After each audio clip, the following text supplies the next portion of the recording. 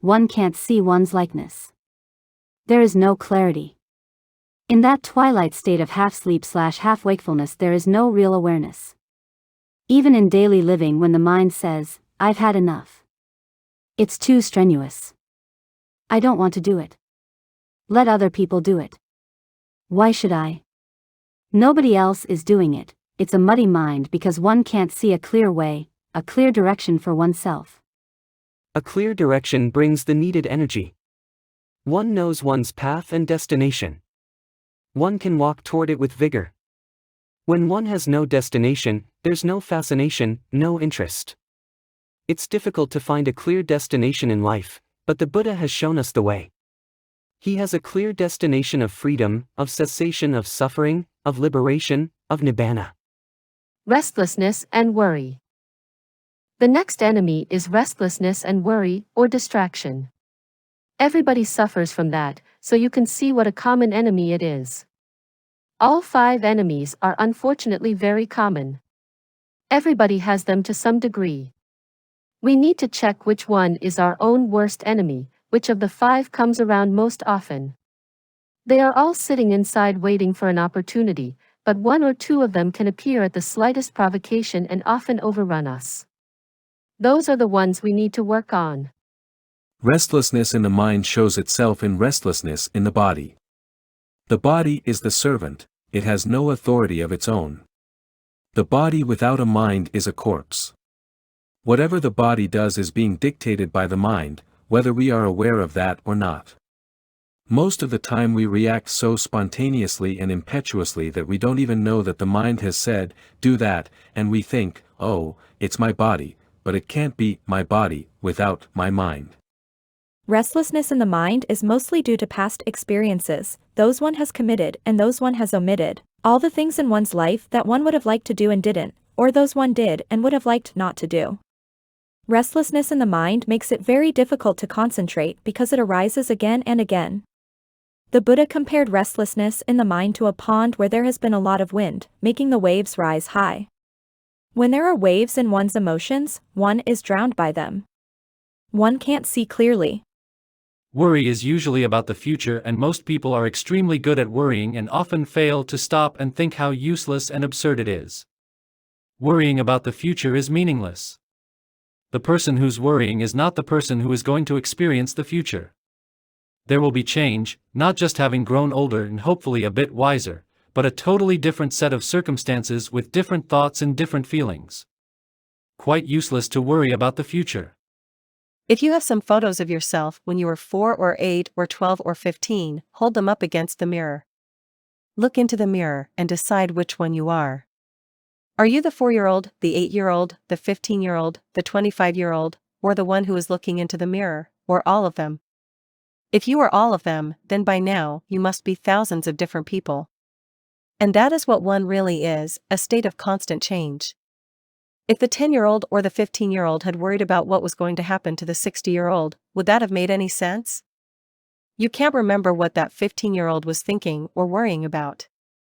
The same goes for worrying about tomorrow, there's no sense in it. An entirely different person is going to experience it. That doesn't mean one can't plan. Planning and worrying are not the same thing. Planning turns into worrying when one starts thinking whether the plan is going to materialize. Planning is fine, and so is deciding to then drop the plan until one can actually put it into action, without being concerned with the future results. Worry besets most people, and makes the mind tumultuous. It takes one away from the moment, which is the only one in which we can live. Moments spent in worrying are all lost moments. Unless we live in each moment, we are missing life. When we think about the past and worry about the future, we aren't living. We are remembering and projecting. That's not living. Life cannot be thought about, it has to be experienced. That's the only way life can ever mean anything, and experiencing can only happen in each moment. This is one of the skills that meditation teaches us, to live in the moment, which means to live. There is never going to be any peace or happiness or quiet in the heart unless we learn to experience the moment. It will remain a struggle to do the things that one thinks one ought to do, to get to the place where one thinks one ought to go, to keep the things one believes are valuable. a constant struggle without ease or joy in it. Peace and happiness are not our birthright. They have to be attained with constant effort, and they can be attained if we recognize our enemies and learn to throw them out. Our inner household is our home where uninvited guests appear. Being hospitable, we let them all in. Then we find they have smashed the furniture, stolen the silver, and broken the windows. But instead of closing the door and not letting them in again, the next day they are right back. This is our inner household, besieged by enemies. They create havoc inside so that we lack peace and harmony and wonder why. We constantly try to find some external reason and say, it's because of that problem I have, or it's because of that relative I have, or it's because of that job I have. There's a long list of reasons. Everybody has a different list, but they all have one thing in common. None of them is real, all are imagined. It's because our internal household is not in order. Our external household can never run smoothly if our internal household doesn't do so. We reflect on the outside exactly what is inside. Restlessness and worry are not only useless, they are foolish. The Buddha said that we are acting foolishly because we don't see reality. But we have a good chance of changing that, haven't we? Restlessness and worry together are called distraction. We are distracted from what we really want to do, namely to meditate. But it doesn't only happen in meditation, it happens in everyday life also. We forget where we put the car keys. We forget what we were going to do because we're distracted, worrying about something. We don't get our work done easily and smoothly because the mind is somewhere else. The Buddha explained 5 different ways of getting rid of distracting thoughts.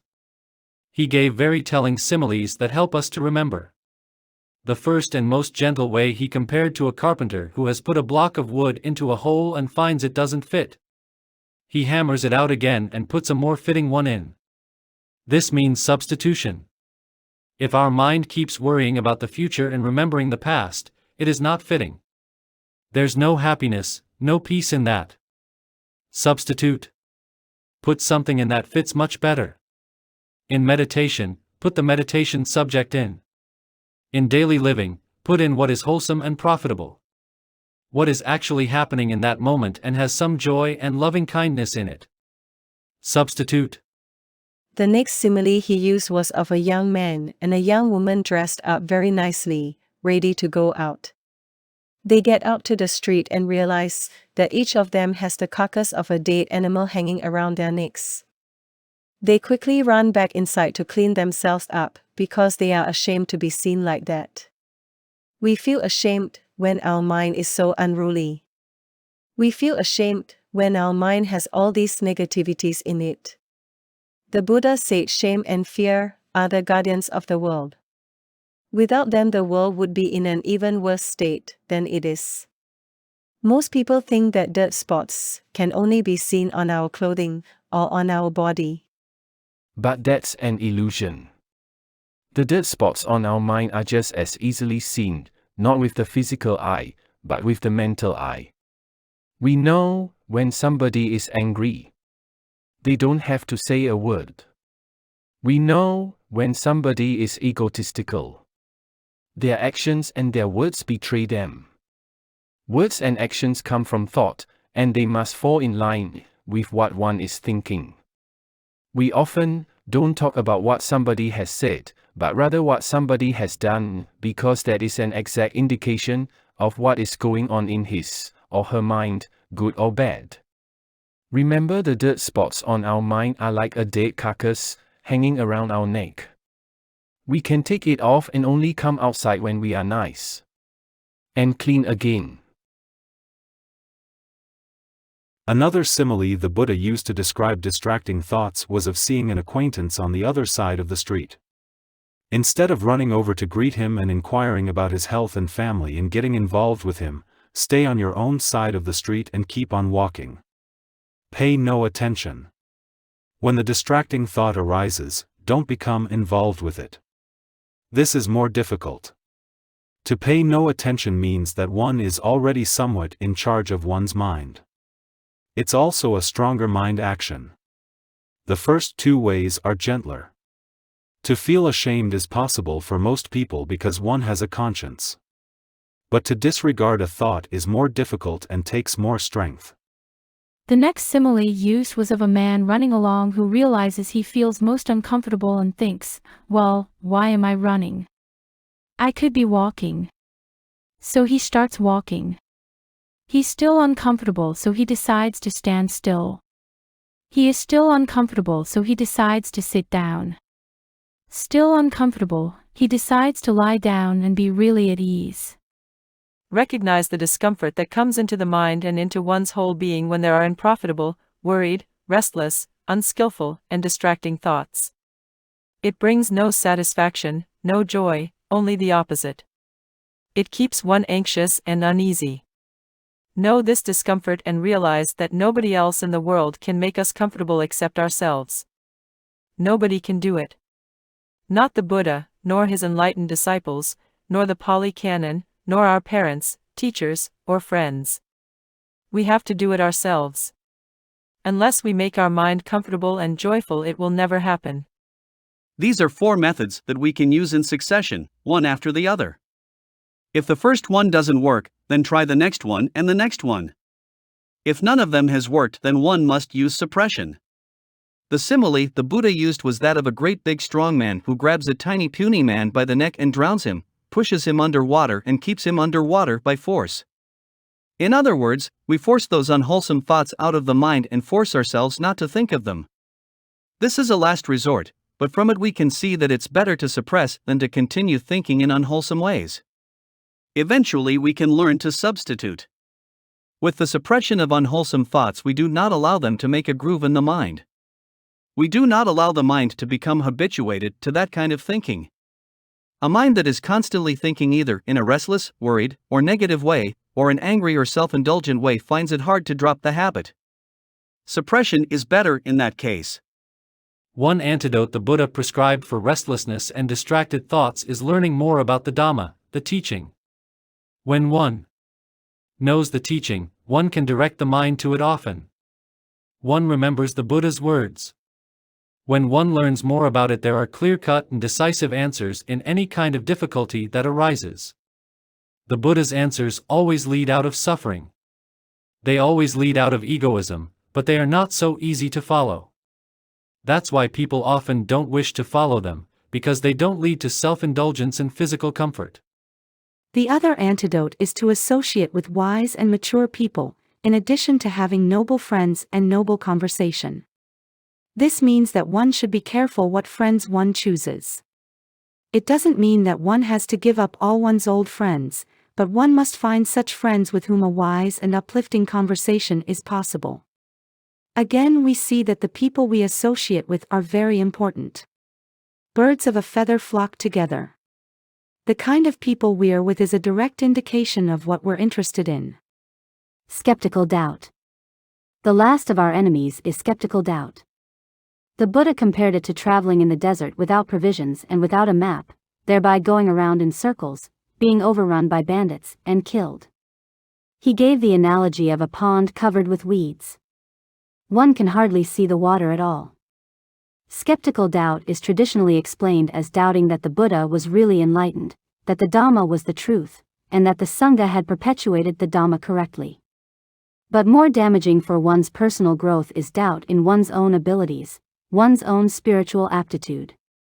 Self-confidence arises when one is able to do the things one sets out to do. In meditation, that means one is actually able to get into deep absorption. Self-confidence comes up in the second meditative absorption when one knows that one can do what one wants to do with one's mind. One knows that one has become master of the mind to a certain extent. Self-confidence has many other facets.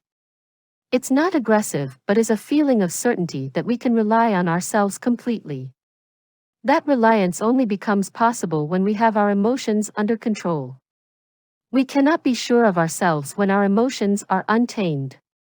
When we get upset, angry, worried, fearful, envious, jealous, greedy, when all these things happen in our mind, there is no security to be found. We're not reliable, and of course we know that and have no self-confidence. Only when the emotions are brought under control and there is a feeling of rock-bottom security inside oneself that no matter what happens the reaction is going to be mild and equable, does one feel self-assured. Then one knows one has become a reliable person. This is an important aspect of doubt because only when we feel confident within ourselves, about ourselves, will we feel confident enough to actually follow the spiritual path to its culmination. Taking one facet of it, trying it out and then trying another one, is much better than doing nothing, but it isn't the whole path.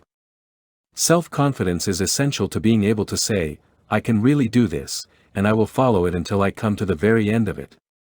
Skeptical doubt arises in people who are unable to love. To commit ourselves to one ideal, to commit ourselves to one path, to commit ourselves to one spiritual activity, we have to be able to give ourselves wholly. If we cannot fully love, we cannot give ourselves fully. Where the spiritual path is concerned, we have to understand it and love it. Only then can we give ourselves to it wholeheartedly. If we do not give ourselves to the path with our whole being, it's as if one is married yet constantly thinking there might be some better marriage partner to be found. One can't have a very good marriage that way. We have to commit ourselves totally. Also, if we are married and don't understand the other person at all, yet we love them, there isn't going to be a great deal of communication and communion. If we understand the other one, but don't love that person, the marriage is likewise a disaster. The spiritual path is the strongest commitment there is. There isn't any closer union than that, because it takes the whole person and doesn't even need anyone else for completion.